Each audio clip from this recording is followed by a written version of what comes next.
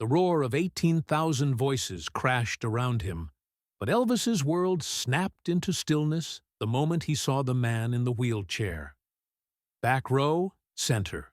No banners, no waving arms, just an old soldier, shoulders stooped, eyes distant beneath a Normandy veteran's cap. Elvis halted mid-verse, guitar still thrumming. The spotlight's glare faded as he fixed his gaze on those weary hands, hands that once gripped a rifle so others could cheer.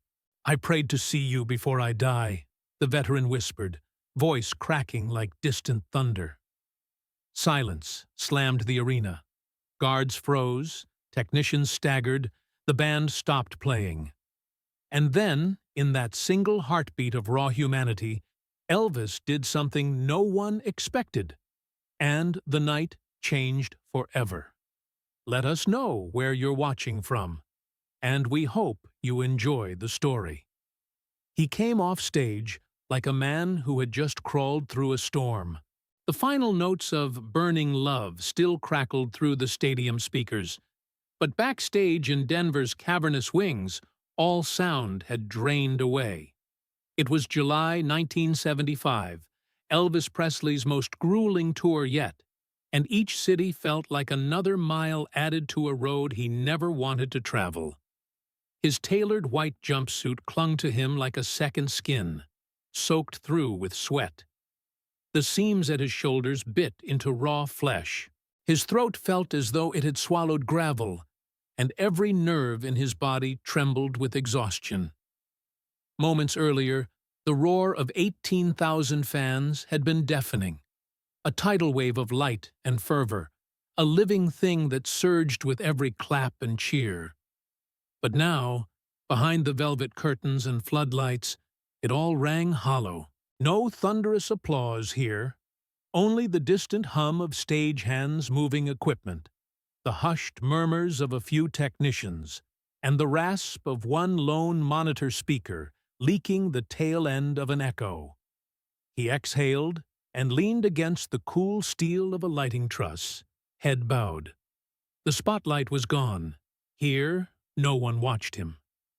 He raised an arm to wipe sweat from his brow and caught a flash of movement in the corner of his eye. A stage manager hustled by, eyes glancing warily at him as though Elvis were a ticking clock about to explode. The man slowed, lips moving silently under his brow. Jules Parker, better known as Colonel Parker, stood nearby, clipboard clasped like a shield. "Elvis," the colonel began, voice low and urgent. "We've just been handed 30 more minutes. You owe it to the fans." Elvis's shoulders stiffened. He knew that tone, the gentle hammer of obligation. He raised his chin, breath shaky. "They want another song." His voice was gravel against velvet. He forced his hand into his pocket, fingers brushing the thin contract he'd signed that afternoon. 45 shows in 2 months, coast to coast. The biggest tour of his life. A dream laid out in black and white, but at that moment, it tasted like lead. Colonel Parker cleared his throat. "Denver can't ride on yesterday's show. You want them to forget you? Or to remember every note?" He tapped the contract. "Stand by your word." Elvis closed his eyes, recalling beginning nights exactly like this one, knowing he had to step into the glare of spotlights again, even as his body screamed for reprieve. He had once believed the stage would heal him. Now, it felt like a gauntlet, a trial by fire that threatened to consume everything he was. Backstage crept a nurse holding a slender bottle of water and a damp towel. She reached out, offering solace in the softest gesture the king would receive all night. He took the bottle, hands trembling, and tipped it back. Ice-cold adrenaline coursed through him, fanning the ache that lodged deep in his chest. He rose, steadied himself, and moved toward the curtain's edge. A pair of young roadies adjusted his lapels, silent as monks. His jaw tightened as he caught his reflection in a beveled mirror. lank black hair, dark eyes rimmed with fatigue, the artist's face etched in the harsh glow of bulb-lit makeup mirrors. Suddenly the roar recommenced, life flooding back into the auditorium. Thousands rose and called his name, expecting more. Elvis paused, toes at the stage's precipice. He inhaled the scent of sawdust and sweat as though it were a plea for mercy. A faint whisper floated from deep in the crowd. Elvis! It was the sound that had sparked his young spirit, the echo that had once promised validation. But tonight, it landed as a weight on his chest. He wondered if the music still belonged to him, or if it had slipped into the world, leaving only an empty vessel behind. Through the microphone mask, he caught sight of a spotlight far, far down the row of seats, a lone beam cutting through the darkness. He lowered his head and whispered into the mic, voice hushed, yet carrying with shocking clarity. Folks, I'm gonna ask for a favor tonight. Will you hang on just a moment? Gasps ricocheted through the speakers. The band froze, the audience stilled. The microphone hissed. Then he said, I need just one more minute. Bear with me. He slipped behind the curtain without hesitation as the crowd's murmur swelled. The band exchanged uncertain glances. A technician jabbed at a console. What's he doing? The other shrugged. No one had answer. Backstage, Elvis sank onto a wooden crate and stared at his hands. He flexed his fingers as though testing whether they still belonged to the musician the world adored. Somewhere, a clock ticked. Inside him, another clock ticked too. The one that reminded him every moment on this stage cost him more than the applause could ever repay. He closed his eyes, drawing breath around the ache. The long day of signings, the lengthy bus rides, the frantic drive to Denver. All funneled into that solitary second behind the curtain. He thought back to a boy staring at the night sky beyond his Memphis home, wondering if anyone heard his whispered prayers. Now, under the harsh bloom of stage lamps, he clenched his jaw and rose, the final strain of power surging back to his heart. Let's go, he said to himself, voice firm. He straightened his jacket, shook out his shoulders, and stepped back into the glare. The roar returned, but this time it struck him not as an avalanche of noise, but as a single pulsing heartbeat. A reminder that the show must go on, even when the man at its center felt he might fade away. And in that instant, the king resolved. He would find in this final performance not just an encore of hits, but a moment of truth he could own. The curtain lifted. Elvis Presley walked back onto the stage, and for one breath, for one heartbeat more, he reclaimed the night. From the moment the curtain rose on that cavernous Denver stage, the arena seemed to pulse with its own life, an enormous beast of sound and light feeding on the screams of 18,000 fans. Every heartbeat of the crowd echoed through the platform floor, each flash of the floodlights like a pulse in the jugular of the night. Elvis Presley, white jumpsuit shimmering under the glare, launched into Heartbreak Hotel with all the energy he could summon. But even as he stamped his foot and swung his hip, his mind felt miles away. He spotted them first in his peripheral vision, a faint silhouette at the very back of the upper deck, where the crowd thinned and the lights dimmed. There, dozens of rows behind the waving signs and paper streamers, sat a single figure. No placard, no wild gesture, no outstretched arms, just a solitary dark shape, hunched forward in an old wheelchair. A veteran's cap tilted low, silver hair drifting in the stale air of the bowl. A single medal pinned to his breast pocket caught a stray beam of stage light and glittered softly in the distance. The orchestral kick of the band crashed behind Elvis as he powered through the lyrics, but his gaze fixed on that backmost beacon. The usual blur of faces resolved into the old man's sunken cheeks and shuttered eyes. He wasn't cheering. He wasn't waving. He sat as though he listened for something beyond the show's spectacle. A quiet sentinel in a riot of motion. "Elvis!" The shout pierced across the stage, and the king's head snapped upward. He raised a hand in a half-wave, half-salute, but found that unworthy of this moment. The roar rose around him, fueled by his song. His bandmates, guitarist James Burton, pianist Glenn D. Harden, caught his eye with a puzzled glance. A young security guard at the foot of the stage looked up, bewildered, as though Elvis had signaled a hidden cue. Mid-riff of "Don't Be Cruel," Elvis let the melody hang. His voice tremored down, wavering with a sudden weight. The audience, sensing a shift, began to holler, urging him on. He pressed his palm to the mic stand, closed his eyes, and simply stood still. When the last chord faded, an electric hush crashed over the hall. The drums stopped, the bass guitar slunk to silence. A technical assistant flicked a switch. Only one spotlight remained, tracing its path slowly, guided by Elvis's raised finger. Not toward the front rows, where the glow of flashbulbs flared, not toward the orchestra pit, where his dancers huddled, nor toward the roaring upper balconies, heavy with cheering teenagers. Elvis pointed into that darkened back corner and said, "No, not there." He waited, voice taut but firm. "Right there, on that man who already gave everything."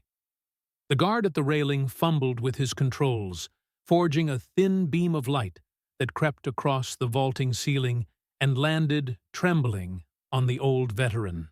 The man blinked, hands gripping the wheelchair's arms, as the spotlight washed over him. Elbow patches worn smooth, metal's ribbon looking dusty at the edges. He sat straight, as if summoned by a memory deep as a prayer. A thunderclap of applause erupted, starting in the back row and rippling outward.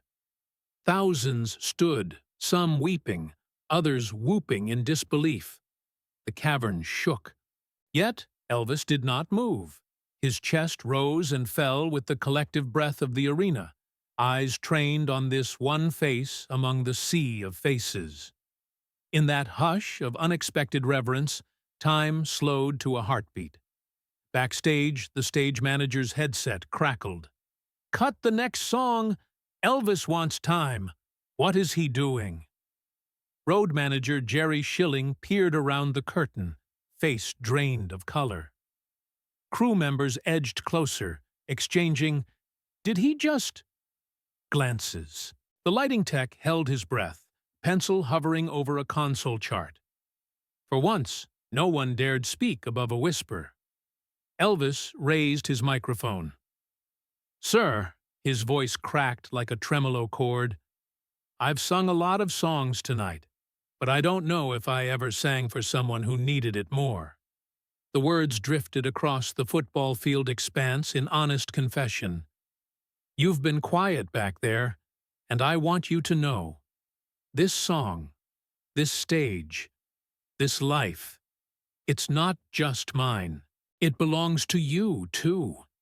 He tapped the mic stand, rhythm slowing to a simple heartbeat.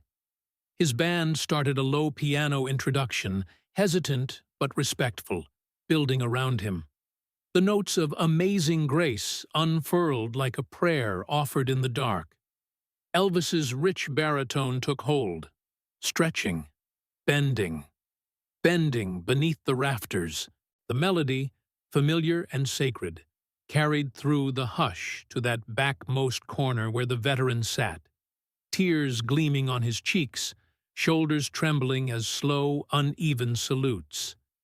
In that moment, the arena ceased to be a stage and became a cathedral. No one clapped or wept too loudly. They listened, entranced by the simple truth that a king could bow before a man whose battles were not fought for fame, but for survival. Each note became a bridge between two lives, the superstar and the silent sentinel, joined by grace and gratitude. As the final chord resonated, Elvis closed his eyes, head bowed. The spotlight faded, and the roar returned, softer this time, suffused with wonder. He did not grin or bow. He stepped back into the shadows, letting the applause carry him off stage, leaving the echo of that single song to linger in every heart present. And high above, in a back row once lost to the glare of spotlights, a weary veteran sat in gentle triumph, knowing that, in the end, recognition had come not in shouts or medals, but in the quiet grace of a voice raised on his behalf. The moment the last note of Amazing Grace drifted into silence, Elvis Presley did something no one in that Denver arena could have anticipated. He stepped off the stage. His white jumpsuit gleamed under the stage lights one instant, then disappeared into the half-light of the wings the next. Backstage crew froze in mid-stride. Security guards exchanged panicked glances. The roar of 18,000 voices, still suspended in their throats, tumbled into confusion. Elvis didn't hurry. He walked with measured steps across the glossy floor of the stage, each footfall a soft whisper against the hollow echo of the auditorium. The band shuffled instruments into darkness. The road manager barked into a headset. But Elvis moved on, eyes locked on the backmost row where the veteran still sat, head bowed, medal on his chest glinting like a single star in the night sky of the stands. A slender microphone cable snagged Elvis's boot, and he paused, lifting the mic stand as though it, too, were an instrument he intended to play. He wrapped the cord neatly around his hand, no waste, no drama, and dropped it, unplugged. The lone spotlight that had illuminated the old man flickered off, leaving the stage in a gauzy gloom. Elvis paused center stage, shadow and light pooling around him. Down the aisle came an usher in a pressed suit, arms outstretched. "Sir, you can't be down here," he whispered, voice trembling on the cusp of panic. Elvis turned, silhouetted against the empty pit, and rested a hand on the young man's shoulder. The usher froze, breath caught. "Watch over him, son," Elvis said quietly. "He's got more stories than any of us." He nodded toward the veteran's wheelchair at the back of the hall, then resumed his passage, taking each step as if he were tending a fire in the heart of the arena. By the time Elvis closed the gap between stage and seating, the audience's bench of seats felt miles away. He found the veteran by the aisle guardrail, eyes downcast, chest rising with shallow breaths. Someone from the back office had wheeled him forward on a service pathway, but now Elvis unlatched the guardrail and sat on the edge of the platform, legs swinging like a child's. The man looked up, startled, as if gravity itself had released him from the seat. His voice, when it came, was raw and trembling. I prayed to see you before I die." The words came in a hushed tremor that cut deeper than any battle cry. Elvis's gaze softened. He reached behind his neck and unclasped the heavy gold cross he wore, a gift from his mother, carried through countless performances. He held it between thumb and finger, the chain glinting like a narrow beam of moonlight. For a heartbeat, silence swallowed the space between them. Then, without hesitation, Elvis extended the cross, offering it to the man. "Here," he said, voice barely above a breath. "This is your reward." The veteran's eyes widened. His hands, aged and veined, quivered as they rose toward the cross. He parted his lips, but no sound emerged. The weight of the moment pressed on them both. King and soldier, both men bound by gratitude and sacrifice. Elvis dipped to retrieve the microphone from his back pocket and held it out, rusted cable coiling through his fingers. "Hold it, friend," Elvis said gently. "Let these words belong to you." His voice, carried into the cavern, sounded intimate and urgent. The veteran closed his eyes, letting the gold cross rest against his chest. Then he cracked his eyelids open, gazing at the king with a vulnerability no biography could capture. A single tear ran down his cheek, silver in the dim light, before his lips parted in a rasp. "Thank you, son." Elvis rose, placing a steady hand on the man's shoulder. The microphone cord slipped to the floor. He spoke one last time, softer than a lullaby. "Go on. You've earned it." Somewhere, a drummer's stick nicked against a cymbal, not yet knowing the show was over. Somewhere, a roadie muted the stage lights. Around them, the audience had drawn to the edge of their seats, breathless, as if afraid to break the spell. Then, in a single motion, the veteran raised his arms skyward, clutching the cross. The arena floor trembled as if in applause. A heartbeat later, the stands erupted in a roar that carried shock, awe, and profound respect. But Elvis stood still, eyes fixed on the old man, until every last echo faded. Without a backward glance, Elvis turned and walked off the stage through the curtains. No encore, no bow, no spotlight. The king of rock and roll had granted his greatest performance, not with a guitar or a dance, but with an act of pure compassion. Backstage, the line between myth and man blurred. Crew members whispered of loyalty. Security guards released breath they didn't know they held. Colonel Parker shut his mouth, for once without a sale pitch. Down in the audience, veterans saluted in salute, not to the star who filled arenas, but to the boy from Memphis who honored one of their own. And as the doors opened, releasing the crowd into the Denver night, the story of what happened on that stage would travel far beyond any review. It would be told in hushed tones, passed hand to hand, until every soul understood that music, even a king's music, reaches its highest note when fed by a heart brave enough to kneel. When the dawn broke over Denver, most of the city was still stirring from the aftershocks of the previous night's miracle. By mid-morning, newspapers were hawking sensational headlines. "King cuts show short! Elvis snubs encore!" The front-page photo captured a single haunting image. Under the raw flash of lights, the vet's trembling hands clasped tight around the golden cross. No one had expected that moment to define the night so utterly that what came before it would already feel like a distant dream. In Graceland, Elvis Presley awoke to a flurry of messages on his bedside phone. Anxious calls from Colonel Parker pushing for spin control, telegrams from RCA execs itching to twist the act into a public relations triumph, and a handful of quiet notes from band members who simply wrote, "Thank you."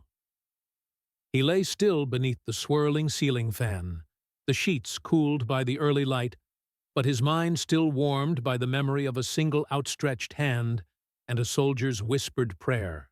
He dressed without word, moving mechanically through his mirrored dressing room. The gold cross, not his own, but now carried by a stranger, rested on a small velvet cushion on his dressing table, beside a half-empty glass of water. He stared at it for a long moment, contemplating what it meant to give away something so precious, so laden with the legacy of his mother's faith. By midday, the local press corps had converged on Graceland's ornate gates. Cameras clicked as he passed through the foyer, his expression calm but resolute. Journalists shouted questions, but he offered only a polite nod, heading straight for the solarium where Joe Esposito was waiting with a tray of tea. The room smelled of orange blossoms, a soft sanctuary from the noise. Esposito handed him a sealed envelope, the return address typed in elegant script, Mrs. Margaret Dixon, 4211 Beechwood Avenue, Denver. Elvis recognized the name instantly. It was the veteran's widow, the woman who had sent the letter when her husband, Private First Class Harold Dixon, lay dying in a hospital room halfway across the country. He took the letter with trembling fingers and retreated to a corner chair. The room hushed around him as he slit the envelope. Inside was a single sheet of cream paper, edges soft from gentle handling. He unfolded it carefully. Dear Mr. Presley, my husband never had the chance to thank you himself. He passed peacefully last night, the cross warm against his heart. In his final hours, he spoke of you as a friend. I know you cannot mourn him as we do, but I wanted you to know how deeply he treasured that gift. We have placed the cross on his favorite chair at home, where light from the window will shine on it each morning. Thank you for hearing his silent prayer. With gratitude and respect, Margaret Dixon. A single tear slid down Elvis's cheek as he read the final lines. He pressed the sheet against his chest, eyes closing beneath lashes that trembled with the weight of sorrow and grace. He didn't cry out. He simply let the quiet swell within him, filling every corner of the room. Esposito cleared his throat softly. You okay, boss? He looked up, voice hushed. I am now. He folded the letter and tucked it into the pocket of his shirt, near his heart. Then he stood and walked to the window overlooking the grounds. The late afternoon sun tipped the magnolia blossoms in gold, petals drifting down like silent benedictions. A pianist's distant practice floated through open doors, Glenn Hardin running scales for that evening's recording session. Elvis watched a single bloom fall, spinning in slow descent. He spoke without turning. Joe, I know who I sing for. Not for the roar, but for the quiet. Esposito nodded. The quiet, boss. Elvis's hand brushed the windowsill. The moments no one hears, when someone prays and someone listens. He hesitated, then turned to face the empty chairs. It's easy to get lost in the noise, but that man taught me what it means to be heard.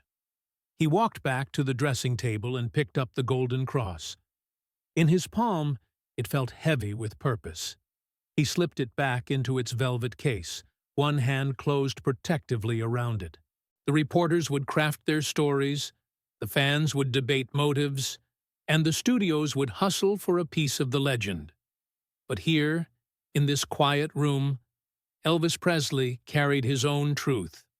That greatness was not measured in decibels, but in a single act of recognition, done without witness, echoing on in a widow's grateful letter, and in the silent gratitude of a singer who had finally learned why he stood beneath the lights. Outside, the sky above Graceland blazed in hues of orange and purple as evening approached. Inside, Elvis folded his hands in prayer, an instinct born of gratitude for the man who had reminded him of what really mattered, and for the quiet grace that transcended every thunderous roar.